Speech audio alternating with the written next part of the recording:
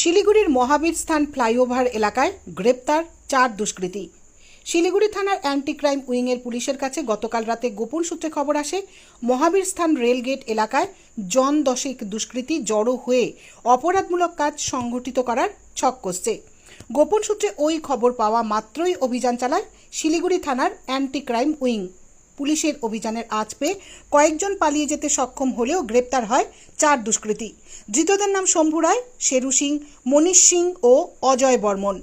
ধৃতদের মধ্যে শম্ভু রায় এবং শেরু সিং বাগড়াকোটের বাসিন্দা। অপর 2 ধৃত মনীষ সিং এবং অজয় বর্মন কয়লা ডিপো এলাকার বাসিন্দা। ধৃতদের হেফাজত থেকে উদ্ধার হয়েছে ডাকাতির জন্য নিয়ে আসা নানান সরঞ্জাম। ধৃতদের জিজ্ঞাসাবাদ করে অভিযান চলাকালীন পালিয়ে যাওয়া দুষ্কৃতীদের খোঁজের তল্লাশি শুরু করেছে শিলিগুড়ি থানার পুলিশ। রবিবার ধৃত 4 জনকে শিলিগুড়ি আদালতে পেশ করে শিলিগুড়ি থানার অ্যান্টি ক্রাইম উইং।